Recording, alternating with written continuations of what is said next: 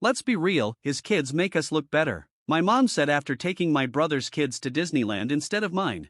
I'd paid for everything, the tickets, the hotel, the meals. I let them smile for the camera, but when they came back, the magic wasn't for us.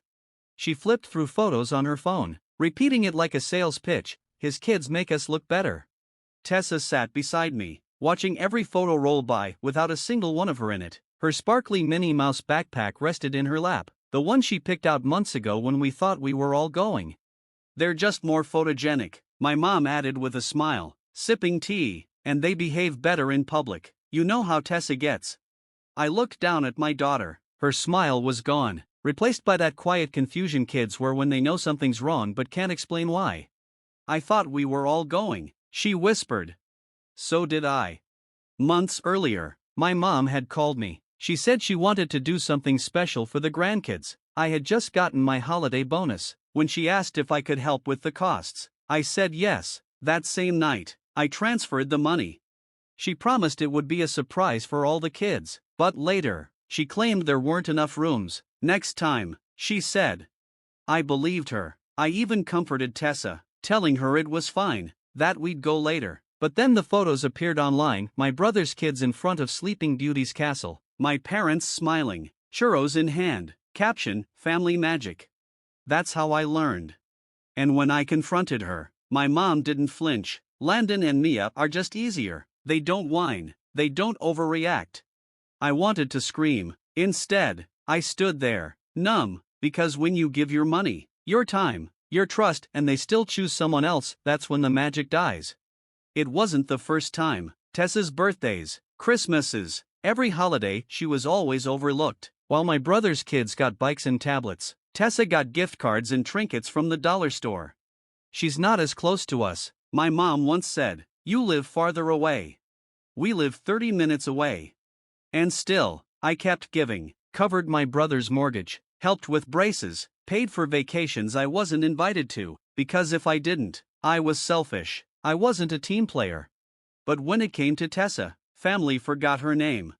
The week before Disneyland, she drew a picture for Grandma, her and her cousins holding hands on roller coasters. She asked me to mail it. I did. It never made it to the fridge.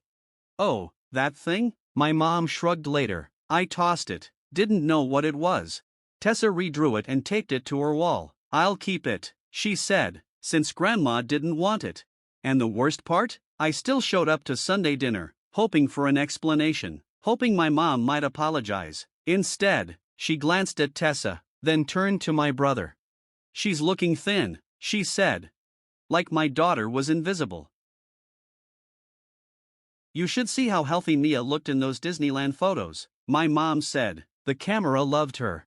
Then she laughed, right in front of us. Tessa didn't say a word, she just picked at her food. My jaw locked so hard my temples throbbed. And Darren, always ready to pile on, added, well, Mia does have that glow. Good genes. He winked, like it was some private joke. That was the moment something inside me broke. Not loudly, not visibly, but in a slow, cold way that doesn't fade, the kind of fury that waits. They thought I'd do what I always did, swallow the insult, write the check, stay quiet. But this time was different. It happened over meatloaf, a Sunday dinner like any other, the last one I would ever attend. From the second Tessa and I walked in, I felt it. My mother gave us nothing more than a nod. My father didn't look up from the TV. Darren was already laughing with her, fork in hand, like we weren't even there. No one greeted Tessa, no one pulled out her chair. I did it myself. We sat, we ate, we listened to their laughter circle around us like smoke. Then my mom set her fork down and smiled sweetly. You know, I still can't get over how well Darren's kids handle Disneyland. They just shine in crowds. Tessa gets so overstimulated. I put my fork down, slowly. What did you just say? She blinked, surprised at the challenge. I'm just saying she's sensitive. Some kids just aren't made for big events. That trip wasn't for everyone. Tessa's knuckles tightened around her fork. Darren chuckled. Well, it's not like she missed much. We had a blast without all that extra noise. That was it. My chair screeched against the wall as I stood. Tessa flinched. You think this is funny? My voice was low, sharp. Relax, Darren smirked. We're just saying. No, you're laughing at my kid. You're mocking a child who was promised a trip, a child whose drawing you tossed in the trash. My mom started. I didn't. Don't lie, I snapped. She saw it. She saw her picture crumpled up in your garbage. You couldn't even pretend to care. Lower your voice, my dad muttered. No, I said, my whole body shaking. No more lowering my voice. No more nodding along while you gut me in front of my daughter. You're overreacting, Darren sneered. Oh, I'm overreacting? I laughed bitterly. You mean to the trip I paid for? The one you took your kids on while mine sat home with a backpack and a broken promise? That one? My mom crossed her arms. It was our idea. You offered to help, and your niece and nephew needed it more. I stared at her. Needed it more? They're just easier to love, she said. The room went silent. Even Darren's smirk died. Tessa dropped her fork. I looked at her, my little girl with wet eyes and a trembling lip, and something inside me detonated. You know what? I'm done. I'm done pretending this is family. I'm done paying for your smiles and getting spit in return. You're being dramatic, Darren scoffed. I stepped around the table, close enough to see his face twitch. I paid for your mortgage, your vacation, your car battery last winter. You've never once said thank you. He stood, puffing his chest. No one asked you to play hero. You chose that. You're right, I said, and I chose wrong. I turned to my mom. Where were you when I was raising Tessa alone? When I skipped meals so she could have shoes for school? Where were you? We offered, she muttered. You never accepted. You offered nothing but judgment. Finally, my father stood. Enough, we're trying to have a nice meal. You had your meal, I snapped. You had your photo op. You had your Disneyland fairy tale. And now, it's over. I reached for Tessa's hand. We're leaving. Darren laughed under his breath. You'll be back. You always come back. I stopped cold. Not this time.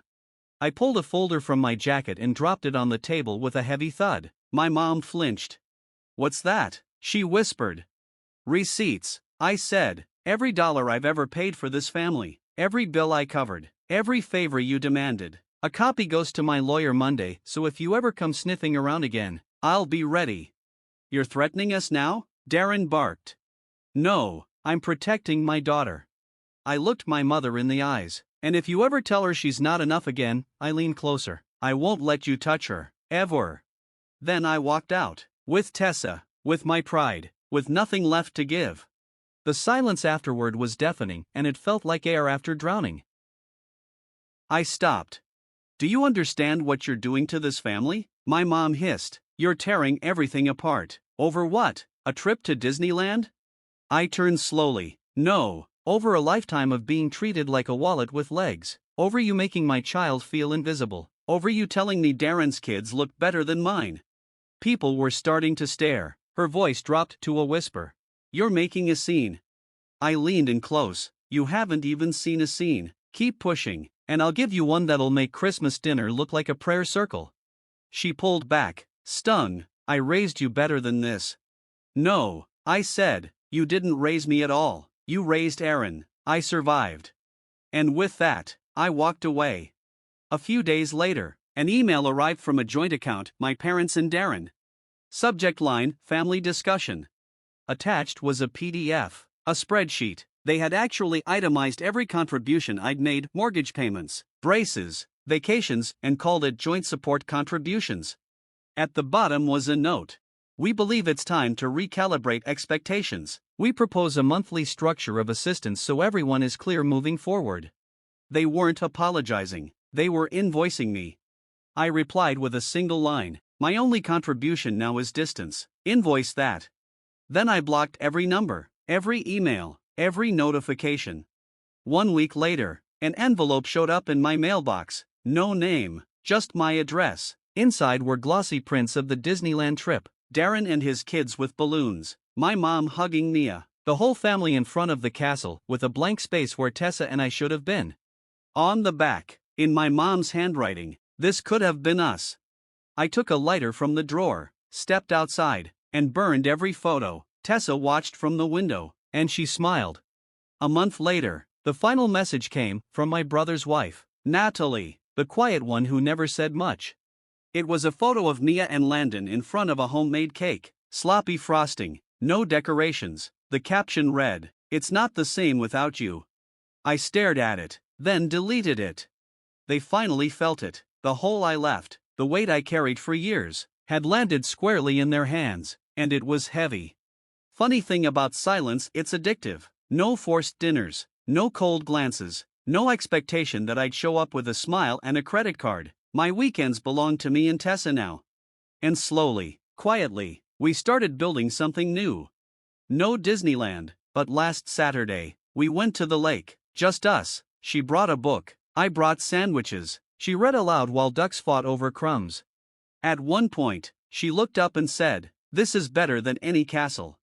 I couldn't even answer, my throat was too tight, because she wasn't saying it to make me feel better, she meant it. She didn't need fireworks or a mouse in a costume, she just needed a dad who saw her, and now she had him. Do I regret it? Not for a second. Let them call me cold, let them say I walked away, they should be grateful I didn't walk away sooner. I used to believe that if I just gave enough money, time, patience, they'd finally treat Tessa like she mattered, but the truth is simple. You can't pay your way into a place you were never welcome. They didn't want me, they wanted what I could give, and when I stopped giving, the illusion shattered. Sometimes I still get texts from fake numbers. "Your father's health isn't great." Mia cried again. "You're destroying this family." I don't flinch anymore, they're just mosquitoes on a windshield, annoying, forgettable, because I finally see it for what it is. Not guilt, not family, panic. The ATM is closed, and there's no replacement. Last week, Tessa brought home a school project, Draw Your Family. She handed me a paper covered in crooked lines and bright colors, just her and me, sitting under a tree in a big blue tent, a campfire, marshmallows, a book. Underneath, she wrote in uneven letters, "Me and Dad, this is my safe place." I stared at it for a long time, then I framed it and hung it where the family photo used to be. Because that picture, crooked letters, messy colors, that's the real one. They can keep Disneyland, we've got something better, peace, freedom, and each other. And this time, no one is ever taking it away.